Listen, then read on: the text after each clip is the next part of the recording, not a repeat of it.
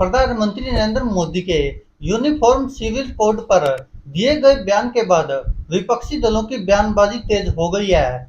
प्रधानमंत्री नरेंद्र मोदी पर आरोप लगाते हुए अवैसुद्दीन ओवैसी ने पलटवार किया और कहा कि प्रधानमंत्री बदलें अपनी सोच का सॉफ्टवेयर।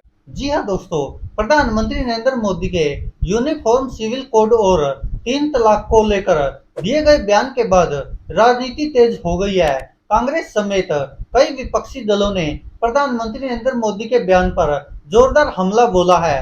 कांग्रेस ने जहां मणिपुर का मुद्दा उठाया, तो वहीं ओवैसी ने तंज कसते हुए कहा कि प्रधानमंत्री नरेंद्र मोदी को अपनी सोच का सॉफ्टवेयर बदलना चाहिए। तो वहीं जेडीयू ने कहा कि भाजपा केवल वोट बैंक की राजनीति करती है।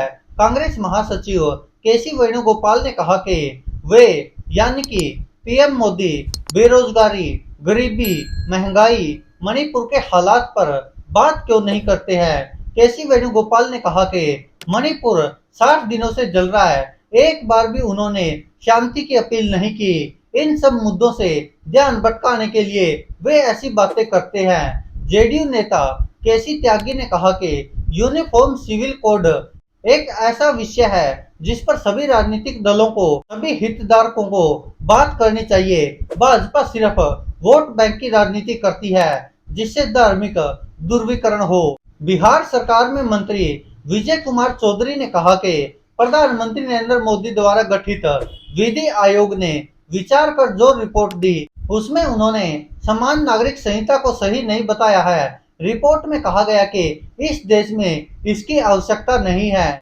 यूसीसी पर प्रधानमंत्री नरेंद्र मोदी की टिप्पणी पर कांग्रेस नेता और all India Muslim personal law board के कार्यकारी सदस्य आरिफ मसूद ने कहा, प्रधानमंत्री नरेंद्र मोदी को याद रखना चाहिए कि उन्होंने डॉक्टर भीमराव अंबेडकर द्वारा तैयार किए गए संविधान की शपथ ली है।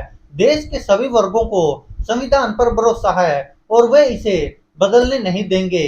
वहीं अवैसुद्दीन ओवैसी ने कहा कि प्रधानमंत्री को यह समझने की जरूरत है कि अनुच्छेद 29 एक मौलिक अधिकार है। मुझे लगता है कि प्रधानमंत्री को यह समझ नहीं आया।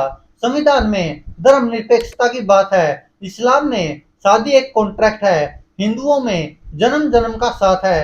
क्या आप सबको मिला देंगे?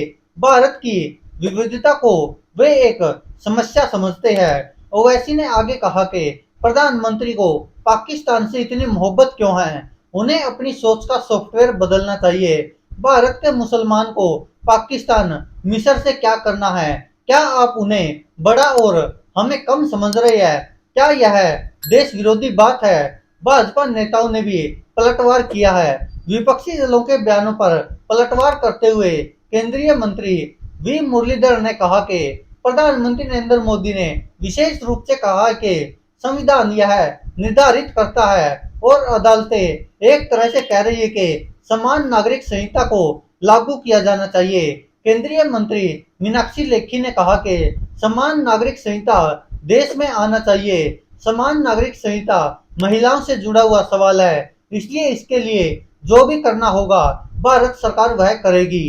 प्रधानमंत्री नरेंद्र मोदी ने कहा कि यह लोग यानी कि विपक्षी दल हम पर आरोप लगाते हैं, लेकिन सच यह है कि यही लोग मुसलमान मुसलमान करते हैं। अगर यह मुसलमानों के सही मायने में हितैषी होते तो मेरे मुस्लिम परिवार के अधिकांश भाई बहन शिक्षा रोजगार में पीछे न रहते, मुसीबत की जिंदगी जीने के लिए मजबूर नहीं रहते।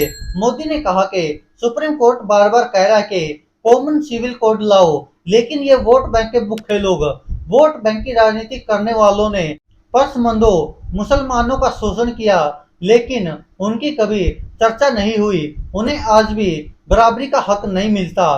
तो आप देख सकते दोस्तों किस तरह से प्रधानमंत्री नरेंद्र मोदी यहाँ पर मुस्लिमों को समझाते नजर आ रहे हैं, लेकिन दूसरी तरफ आपने देखा होगा वो चाहे प्रधानमंत्री नरेंद्र मोदी हो, गृह मंत्री अमित शाह हो या फिर भारतीय जनता पार्टी के अन्य नेता हो, किस तरह कर्नाटक में मुस्लिमों के खिलाफ जहर उगलते हैं और किस तरह से और भी बहुत सारे भारतीय जनता पार्टी के नेता है, परवेश वर्मा हो, अनुराग ठाकुर हो या फिर भारतीय जनता पार्टी के खुद गृह मंत्री अमित शाह ही हो, किस तरह मुसलमानों के प्रति क्या सोच रखते हैं वह बार बार जता चुके हैं। और कर्नाटक में जिस तरह से भारतीय जनता पार्टी के नेताओं ने तो ये तक कह दिया था कि हमें मुसलमानों के वोटों की जरूरत नहीं है, और गृह मंत्री अमित शाह ने कहा था कि जहां पर भाजपा की सरकार नहीं होती वहां पर हिंदू सुरक्षित नहीं होते, हिंदुओं को खतरा होता है।